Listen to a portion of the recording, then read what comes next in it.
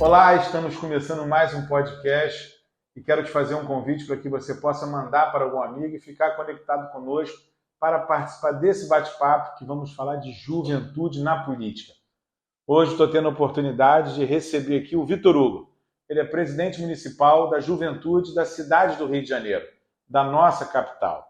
E estou muito feliz, Vitor Hugo, de receber você aqui. Eu que comecei na política novo, pelo menos eu acho, porque a minha primeira eleição tinha 30 anos de idade, quando eu disputei a eleição para deputado federal. Eu tive o privilégio de ganhar na primeira que eu disputei. Um jovem ainda. Você faz o comentário se eu era jovem ou não era jovem. Agora, Vitor Hugo, esse momento que a gente está vivendo da política, o que você acha? Mas eu quero que você se apresente para que as pessoas no nosso podcast possam conhecer você, saber a sua idade e como é que você vê a política hoje. Primeiro, obrigado pelo convite, deputado. É uma honra estar aqui com o senhor. Eu sou Vitor Hugo Tito, sou de Campo Grande, da Zona Oeste do Rio de Janeiro. Eu faço faculdade de Relações Internacionais e estou quase terminando.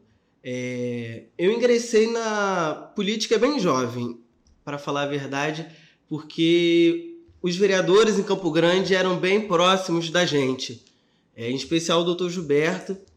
Então, desde pequeno, vou acompanhando o mandato deles, e como o Gilberto é um dos únicos que ficou em Campo Grande, mesmo depois de eleito, era o que eu acompanhava mais de perto. E aí, uma das coisas que eu sempre reparei na política era que estava realmente faltando pessoas jovens ali. Porque dentro da faculdade a gente tem uns debates filosóficos, são as mesmas pessoas que estão ali há anos fazendo carreira dentro da política, e você não tem uma juventude lá dentro. E, respondendo o senhor, jovem é até 40 anos, 45. Tem gente que está lá há 50, 60 anos de trabalho. Então, a pessoa que inicia na política antes dos 60, para mim é jovem. E jovem nem sempre é a idade, mas sim o posicionamento que a pessoa toma de querer inovar, de querer mudar e trazer transformação para o cenário político. Até porque nossa Constituição é de 88 e de 88 para cá a sociedade muda, então a política precisa mudar junto com a sociedade. E o que traz essa mudança é justamente os movimentos da juventude. Então eu acredito ser de extrema importância integrar os jovens sempre dentro da política, até porque, na minha perspectiva, só ele consegue trazer uma renovação e o aperfeiçoamento da política, porque a política não é só você chegar, discursar, ter projeto de lei, é você aperfeiçoar a legislação para que ela englobe as nuances da sociedade. Eu tenho 44 anos e me acho muito jovem ainda. Agora, na tua perspectiva, então até 60 tem uma boa caminhada ainda pela frente. Mas, Vitor Hugo, a gente vê um Brasil que muda e a gente vê na história do Brasil a participação da juventude, como tinha na época da ditadura, os grêmios estudantis, que ali era reprimido, que não podia ter, e a sociedade, né, tinha um olhar e sempre teve uma escuta muito grande com os jovens. E, se a gente for pegar num tema mais recente, aí já faz parte da minha história, a gente tem o impeachment do presidente Collor, que surgiu os caras pintadas, revelando um grande movimento. 2013, 2012 para 2013, teve o aumento da passagem também, que a juventude foi para a rua, e sempre é marcado por um período histórico dos jovens na rua, na forma de protesto, no protesto democrático, na forma de expressão de levar uma mensagem e ali atingir toda a sociedade. A gente vive um momento hoje de muita disputa ideológica no campo universitário, na sociedade, no debate. E sempre a juventude está muito antenada a isso. Mas como você vê se o jovem está próximo da política, está longe da política, o jovem gosta de debater política, já participou mais, participa menos? Como é que você vê a juventude nesse momento político que o nosso país vive? Então, deputado, eu vejo a juventude com vontade e com estudo para participar da política. Só que a grande palavra que nos assombra é falta de oportunidade. São duas palavras, no caso, né? E, na minha perspectiva, o jovem hoje, mais do que nunca, quer participar da política, quer fazer parte do desenvolvimento do Brasil, do desenvolvimento das cidades, dos estados em que vive. Só que falta oportunidade. Oportunidade de emprego, oportunidade de estudo. Aqui no Brasil, por exemplo, um dado da OCDE, o Brasil é o segundo país, só atrás da África do Sul, da chamada jovem neném. Nem estuda e nem trabalha. E esse índice é extremamente alarmante, porque você tem uma classe que não tem oportunidade de estudar e não tem oportunidade de trabalhar.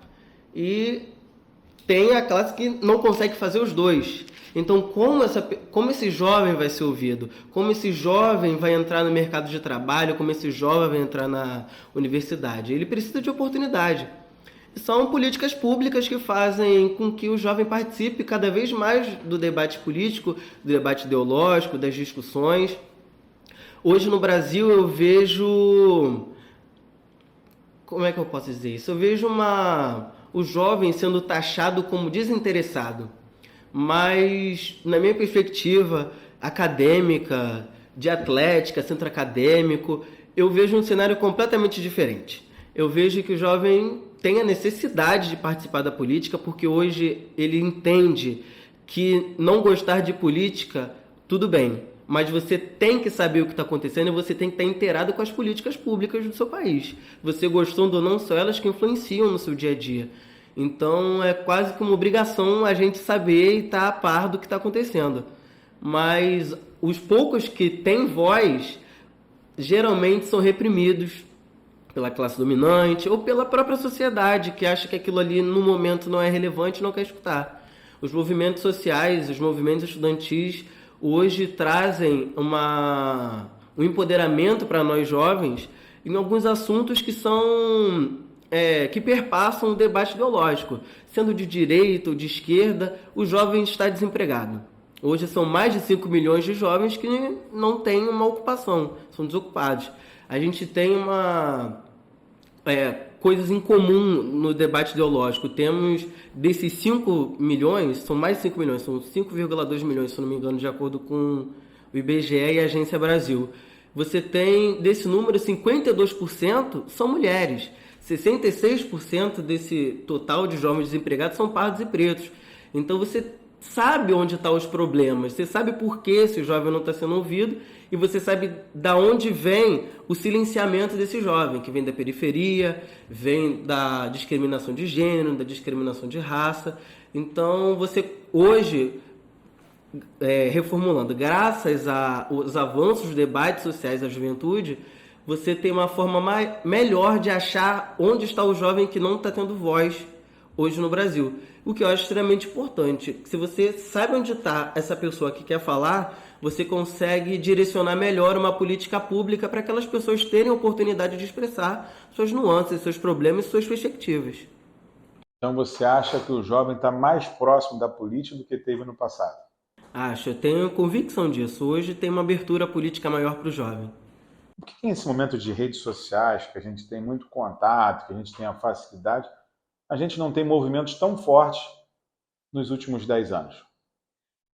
Então, eu acredito que, vou falar do meu ponto de vista, eu estudei no mesmo colégio por 11 anos e eu sempre fui ligado à política, mas a minha turma de 40 pessoas não eram, era eu e mais 5 pessoas que se interessavam, que pesquisavam, traziam coisas para dentro de sala de aula, informações do que estava acontecendo no Brasil e no mundo. Mas as outras pessoas, por não gostarem ou não acreditarem na política, porque também tem isso, né? Se você não acredita na categoria que pode mudar a sua vida, se você não acredita que a política pode trazer transformação para você, você acaba não ligando e indo com a maré. Então você simplesmente não liga para aquilo, não se importa. E eu acho que esse sentimento de ficar acomodado com o que está acontecendo é um dos fenômenos que mais assombra a juventude e que também corrobora para as pessoas acharem que nós não temos força de vontade. Na verdade, temos muita força de vontade, só que a gente fica desacreditado com algumas situações que acontecem no nosso país, no nosso estado, na nossa cidade, que fazem com que a gente fique desmotivado. Por que eu vou levantar essa bandeira se eu não vou ter voz? Por que eu vou falar disso se eu sei que eu não vou ser escutado? Então, também essa frustração é um pouco do que faz com que o jovem fique mais acanhado no debate político, que eu acho que deve ser quebrado.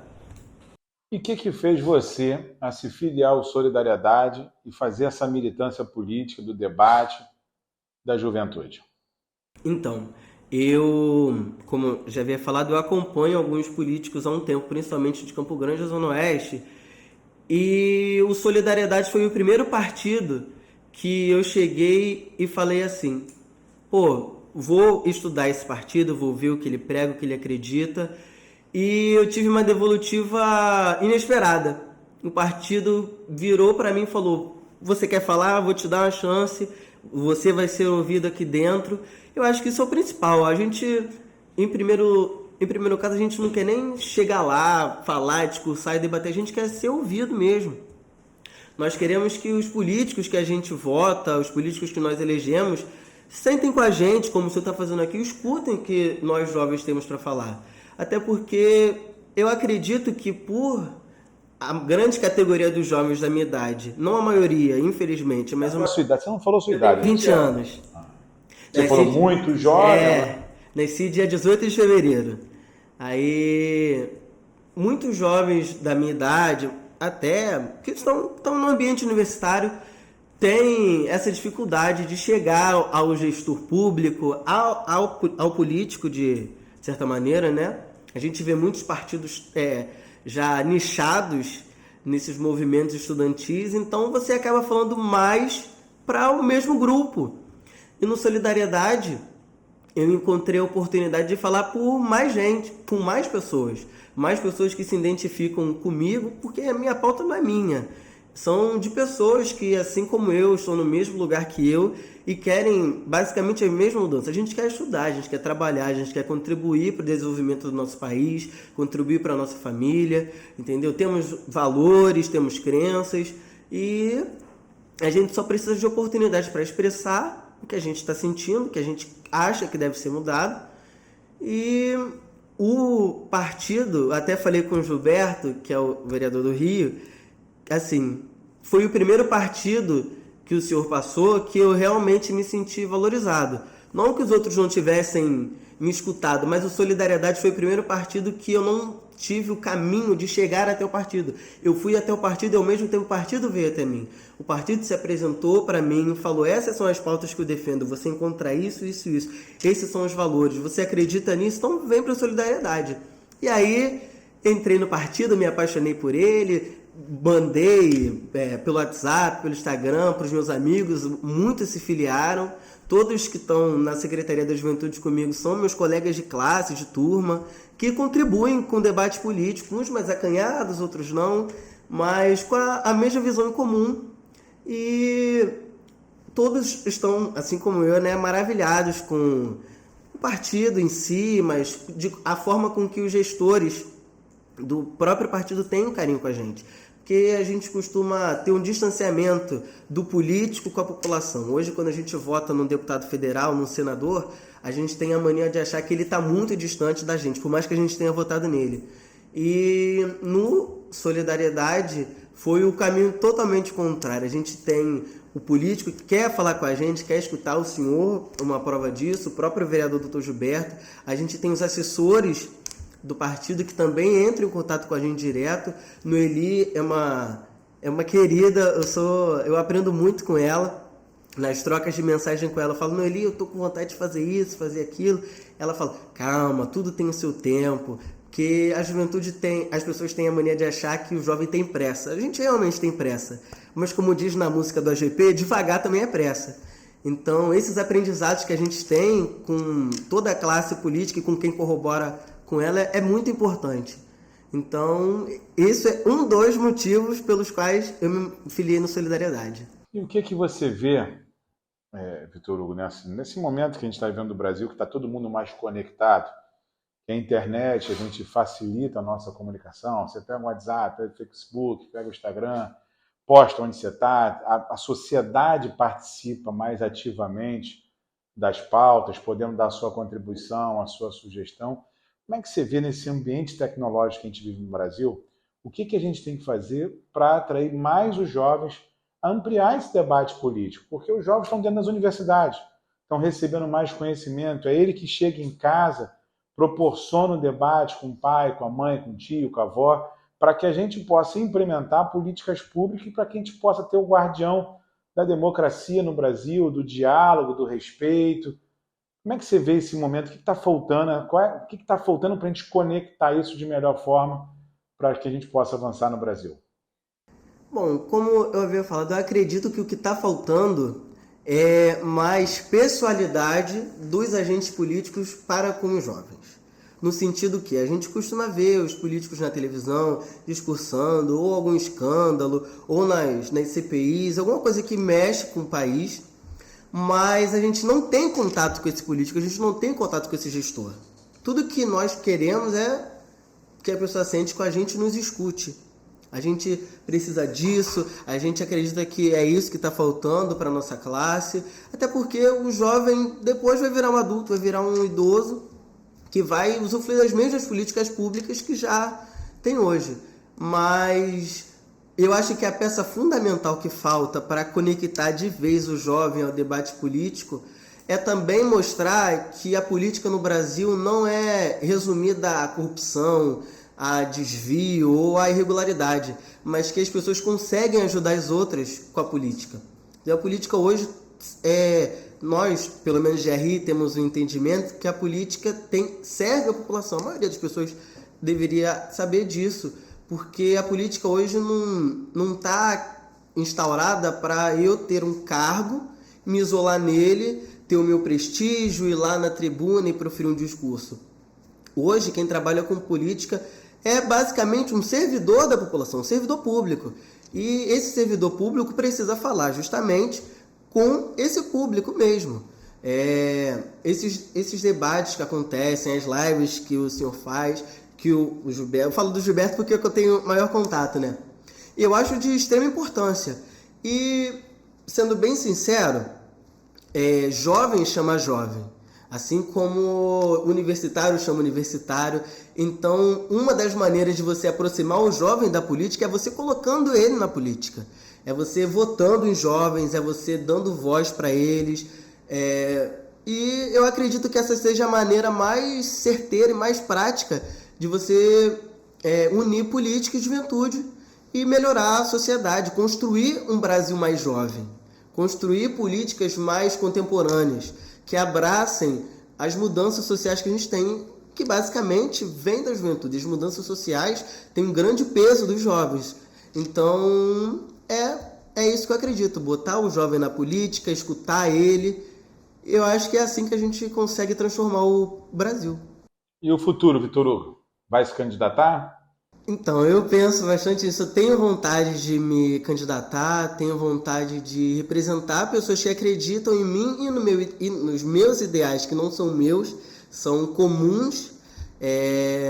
Quem convive comigo, quem é mais próximo, sabe exatamente no que eu acredito.